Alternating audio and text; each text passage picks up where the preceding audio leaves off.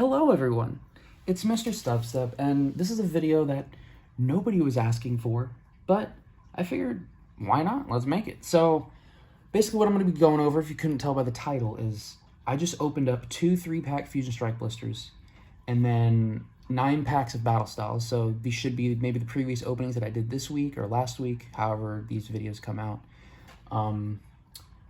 And I wanted to show my process of how I organize my cards. So my process is very deliberate. You could also say that it's pretty lengthy, but I think the way that everything's organized makes sense. And I also want this kind of to be a forum so where you guys can kind of, maybe I'm doing something a certain way and you're like, oh, if you do it this way, it's much faster. Or you can just talk about how you organize your cards. So yeah, that's what I'm going to do today. I'm going to walk you through the entire process of me putting all these cards where I think they belong within my collection, and then just kind of how that whole process plays out. So first off, if I've opened up, say, like a tin or a product, it has multiple sets within that tin. So like multiple, like say a tin has like a Battle Styles, a Vivid Voltage, Rebel Clash, whatever. First thing I do is get all of the cards with their respective set. So because naturally my first thing is collector, I do binder, I have binder copies, and then I have play sets, and then I have bulk that I wrap up that I'm gonna eventually submit to like exchange for credit somewhere, and then I have cards that I list on TCG Player or eBay depending on the type of card. So first off, they're in 2. I've already done that first part though, so this is all Fusion Strike and this is all Battle Styles. So the next step that I do is getting everything in order. So if you've only opened up, say you only open up like 4 packs or 2 packs, it's not that big of a deal. You can just like hold stuff in your hands and reorganize it as you go. But when you have a ton of cards, I find that this way is the best way. I'm gonna start with the Fusion Strike, and I just do everything by color, because then that kind of gets it in the same, the ballpark number of where it's at. Sorry, those are both colorless. And I just do everything by color, put all the items and trainers in one thing, so probably fast forward of me organizing through all this, but yeah, do that really quick. All right, so now that I have all the cards within that Fusion Strike stack separated by their type, and then I also have all the energy cards off to the side as well, I'm basically going to go down the line, so starting out with grass, order these, and then just go through all of them in order to get a full stack of all the Fusion Strikes that I have in set order. So let's do that. All right, so now everything should be organized by color and number order. So Metapod number 2, Semi-Sage number 8, and just going all the line. You got grass, fire, water, electric, psychic, fighting, dark, metal, dragon, colorless, and then the trainers. So if it's like, for example, if you just open up a booster box, you can have way more cards than this. And so sometimes when I've broken it down into colors, then I take that whole stack of colors in order to get them in order, and then I kind of lay them all in number order on the table, because then you're gonna have so much that trying to do it in your hand and like rearranging your hand, that's gonna be way too much. So I just lay everything out, especially if there's like multiple copies of like commons and all that stuff, and then I order it that way. So organized by color, and then I pretty much do the same thing, but just with that single type. So done it with all the Fusion Strike cards. Now I'm gonna do it with the Battle Styles cards. Once again, all the cards divided up by type, and then I left the ultra rares to the side, and I just like keeping the ultra rares to the side. It's just my preference because I don't like having, sleeved cards in this massive pile. So now let's put this all into one stack.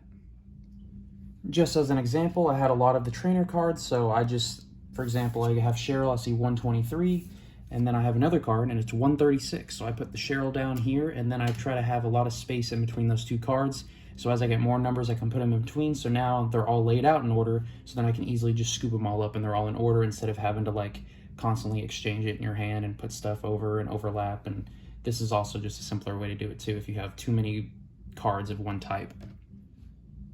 So now I have both stacks organized, Fusion Strike and Battle Styles. Now I'm gonna go get my binders. All right, so now I have this big binder that kind of has all my miscellaneous sets that I'm collecting, but I'm not trying to get the master sets of. They're just sets that I've opened up a bunch of cards. It mainly is just all the Sword and Shield sets that I'm not collecting a master set of, so they're all in this massive, I think this is like a 4-inch binder or something big. So I'm gonna go right to the Battle Styles section. And basically what I'm gonna do is I'm going to vet all these cards in this stack, take out the ones that I actually need for my binder copies, and then the ones that I don't, from there they're gonna go to the duplicate part of my sorting. So let's get through Shining Fates, and then we have our Battle Styles here. So as you can tell, I put the reverse holo card on top and then the regular holo card underneath if there is two, and then I put them both in the same pocket, and then I'll even do the other two I'll even do two more on the other side too. So potential to have 4 cards in one pocket, but these aren't sets that I'm trying to complete a master set of, so I'm just trying to put them in here for completion's sake. And yeah, so basically what I do is I go through here, because I've done a lot of these sets so much, I have like a lot of it kind of like memorized. Like a lot of these, like pretty much all the commons and uncommons I should have already, but I mainly will go straight to the reverse and be like, oh, do I need this reverse? So start with the grass. It looks like I have all of these already. So for the next page, so I have the Kricketune V. So this Kricketune V, I'm actually probably just going to end up listing on TCG Player and selling, if it's even worth anything, I don't know. But so that one I already have, it's officially to the side already. But going through all these commons and uncommons, just making sure I have the non-holo form of all of them. Okay, the Tapu Bulu. So this is actually one that I already have the reverse holo of. So I've pulled this one before. So what I'm going to do is, this is still a duplicate, but I will give it a sleeve once it goes into storage. So I have these cheap, like penny sleeves, a little bit cheaper than the slightly nicer premium ones that I have.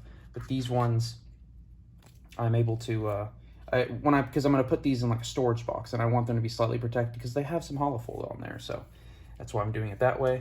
But these are, that is a duplicate. So put all the uncommons and commons down there. And then if it's a rare card, I actually put it in a separate pile because I have a separate box that I keep all my rare cards in, and I keep all the commons and uncommons in another box. So we'll continue going through all the grass. Have the blip bugs, and then we go straight into the fire. So yeah, this set doesn't have too much fire, and I pretty much do that all along the line. If I'm missing a reverse holo, like for example, if I'm missing a reverse holo, then I take that card, I put it in the binder, and then I log it on my TCG Player app that I have the reverse holo now. And then if I'm adding a card to my binder, and say I didn't have this Shinx, then I'd put it in the binder where its spot's supposed to be, because I have everything spaced out properly for if the cards eventually take that spot. And then I log it on my Poke Collector app, which is solely just keeps track of all the cards that I have. It doesn't deal with pricing or anything like that. It's just a really nice reference when I'm out shopping. I can quickly reference that and see all the cards that I need immediately. And then I log it into TCG Player for tracking of the price. But I pretty much just do that all along the line, keeping my duplicate rares in a separate pile, and then just logging stuff as I go. But then all of these are duplicates that I have that I'm building those piles. So I'm going to do that for the rest of Battle Styles. So perfect example, I have this reverse holo Luxray, but I only have the holo Luxray. So I actually do need to add this one to the collection. So I'm going to put it, I keep the holos up front, the regular holos up front, and the reverse holos in back for the rares. But then for any other cards, I put the reverse holos up front. But it's just a quick eye test. I put both the cards in here. I try not to put them like perfectly flush with each other so I can still look and clearly see that there's 2 different borders there. But that one's added, so now I can add it to the TCG Player app. Example of a reverse that I didn't have that I put in the front, because Primeape is just a regular non-holo rare. So now I can slide that one in the front, and now it's part of that. All right, so I've gone through the whole Battle Style set, basically vetting all the cards that I needed from that. And this was also a duplicate, so I'll probably be listing that eventually too. So I'll just keep a separate pile for that. And throughout the process, I put the cards face down so they're still in the order that I had them originally when I originally organized them. So as you can see, I had a bunch of rares and some holo rares and reverse rares that I already had in my collection. So that's a pretty good sized pile to keep. And then I only had one reverse holo that I already had, which is Phoebe. So that's interesting, but a lot of other bulk cards. So now we'll go through Fusion Strike, which will be slightly different because I'm trying to do a master set of it. So I'm actually going to be putting it in a side loading binder. All right, so now we'll do the same thing, but with Fusion Strike, and I get to show off my little Vault X 12 pocket binder.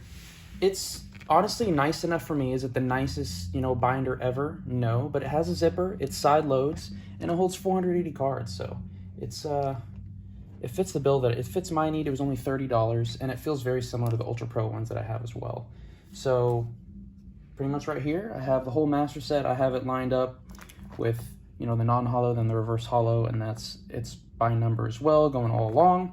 So basically I'll go through to the exact same thing, but this time I have spots for every single individual card. So the Metapod that you saw was already good, but this Semi-Sage right here, I don't have. And so let me scoot it over so you can see the non-hollow semi-sage.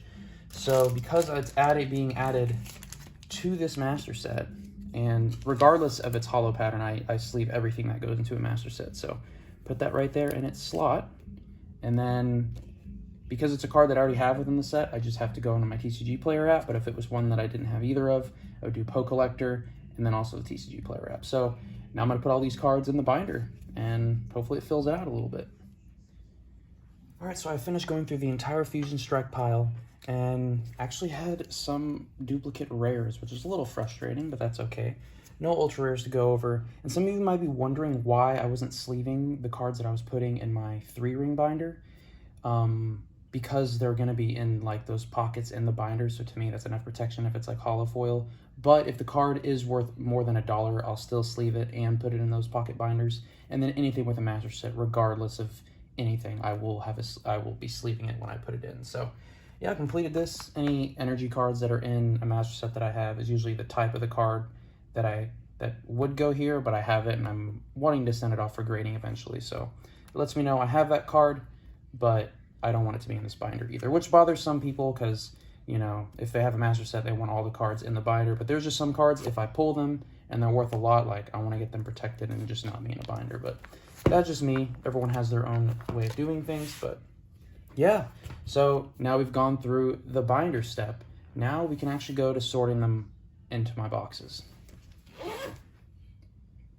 All right, so now we will be organizing the rare cards that were duplicates. So as you can see, I put them sideways on these piles to designate, hey, these are the rare cards. So in reality, could I put them in there in order? Yes, but I'm gonna end up having to pull them out anyway. And you probably wonder why I have it in a separate box.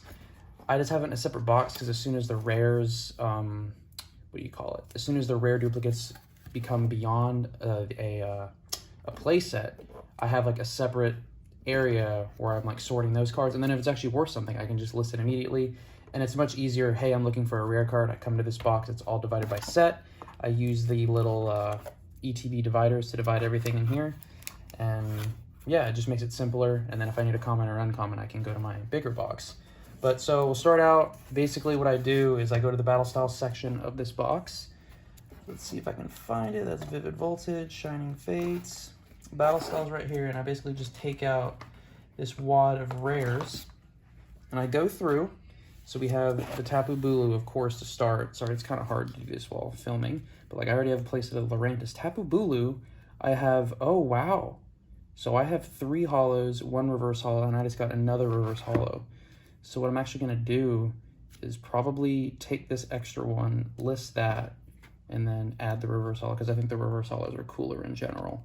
So, and I think this is like a perfect, if I were to play Tapu Bulu, this would be like the perfect one to have 2 hollows, 2 reverses, just for a little bit of variety. That's just my opinion.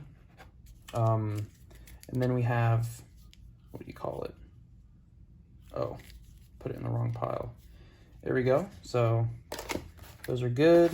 And then we go to Salazzle. We have a Galarian Mr. Rhyme, which I only have 2 Galarian Mr. Rhymes. So I'm gonna add that to here until I get the play set. And then put that down. Then we have Jellicent. I only have 2 Jellicents, so I can add that one to the pile. And then Boltund. Do I have any Boltunds? Oh, I have 1 reverse Boltund, so I can add that Boltund there. So if I don't have 4 or I don't have a playset yet, then they just get added and sorted into here.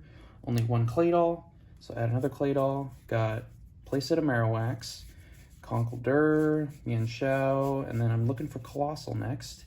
So, oh, we have 1 hollow Colossal, and now I'm adding, I had both the hollow and reverse already, so now I have 3 Colossals. I need to find Aegislash, so we'll go to, oh, we have Aegislash, only 2 Aegislashes, so I can add 1 to there. And then finally, Licky Licky, 1, 2, 3, oh, Licky Licky, this 4th one will give me a playset of Licky Licky. So now all my rare cards are slotted away. I had 1 extra hollow card that I can potentially list. I'll probably just put it on the TCG player. And then it goes back into its slot, and then I can do the exact same thing for Fusion Strike. So I'll do that really quick with Fusion Strike. Also in this box, I have like Japanese cards, sports cards, magic cards, just any other miscellaneous cards that I have. I included in this box. This is a normal 1,000 space box, fit 1,000 cards. And then I have my energies in here too.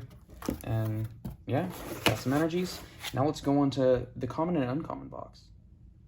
And finally, now we sort all the commons and uncommons. So basically, I do the exact same process that I just did with the rare cards, but I go through here and I add cards to make play sets. And then if I already have a play set, then that card will eventually be wrapped up to be sent in for a bulk submission to exchange. So as I go, as 100 gets piled up, I wrap it up, and I've also been putting it in here because there's space, but I guess eventually there won't be space, and I'll just start putting them into the box that I'll ship them out in. But I'll go through, and basically, I'm pretty sure the Cacneas, I already have a playset of Cacneas in Battle Styles because it's a common card. Generally, after I've opened up enough, I'll like look at the uncommons, and a lot of the trainer cards I don't have full playsets yet, and those are probably some of the more useful ones to get playsets of. And so I go through, if I have a reverse holo, then the reverse holo will always overtake. So say I had 4 Cacneas in my box already, and then I got a reverse holo Cacnea, and I already had a reverse holo Cacnea from my binder, so I have that reverse holo. That will actually kick one of these Cacneas out, and it will be replaced with that reverse holo. So technically, I wouldn't have duplicate reverse holos until I had 4 reverse holos of the same card, and then those would carry over, and then I could start listing those or whatever. But it's pretty much what I do. I go through all these. As you can see, there's more ETB dividers in here that separates all the sets. These are all the commons and uncommons. If it's sleeved, it's a reverse holo. So you can see a lot of these. And then I was sleeving all of the Celebrations cards, and then I was like, oh shoot, there's so many of these. And I was like, I feel like I'm just wasting sleeves at this point. But I have all the sets starting with Sword and Shield base. I got rid of everything after the rotation hit. I got rid of all my older stuff already, either like bulk listings on eBay or turning them in through bulk submission or whatever. But I only have all Sword and Shield and on, so when another rotation happens, I'm going to go through all those cards that I have, you know, pick out any of the ones that are decent, and then all the rest will just go into another bulk submission. But I'll at least stay up to date on the standard format. So Sword and Shield base all the way through Fusion Strike. Yep, that's a Fusion Strike Caterpie. And then in this farthest row, I have all the extras that are beyond, like if I already have 4, then all the extras go here, and those eventually get made in these little packages. And then I also have rares and the holo rares as well, separated there, that will eventually be put into packages if they're not worth, you know, listing on TCG Player. For example, all of the Celebrations holos. I think I had 4 of each listed on my TCG Player, and anything beyond that will just go into a bulk submission eventually, which I don't even know if they're going to bulk out the Celebrations holos, because every single pack comes with, you know, those 3 holos. So I'm not sure how the pricing is going to go, because I doubt they would give the full holo price on those. But yeah, I'm going to go through these, put all the cards away, and then whatever's left over will eventually be sent to a bulk submission. But that's essentially my whole process. The extra holo cards and stuff I'll eventually list after that, but it's pretty much everything. Kind of time consuming, but it makes it really easy if you ever need to find a card just randomly. I can go right to the spot and get it. And like, for example, if I'm making like a special pack for one of my friends and they're like, oh, I like this Pokemon, then I look at that card and I see all the sets that card is in, and I can immediately find, like, pick out, oh, they really like Pikachu. Okay, I can pick out all my Pikachu cards in my collection really quickly. Because before with bulk, I would just toss it in a box. It would just pile up, pile up, pile up. And at that point, you just have a bunch of unorganized bulk cards, and I feel like this way is just a better way. And the thing is, once they are, you know, beyond, I pack them up and then I never have to think about it again. I just have something that I can eventually submit for bulk. So yeah, once I pile up 3,000, I'll submit it off to get another booster box. So yeah, that's pretty much all I have for this video. Please let me know what you think of how I organize my stuff. Is it a waste of time, or, you know, did you learn anything? And feel free to teach me something down below, because there might be something that I'm inefficient with as far as organizing myself. This is only a 3,200 count box. I'm sure at your LGS, you've probably seen the big 5,000 ones. It's much bigger than that, but I think the 3,200 was perfect for my needs and the amount that I open. But yeah, that's all I have for this video. Please let me know how you sort your cards down below. And I want to thank you guys so much for watching, and I'll catch you guys in the next one.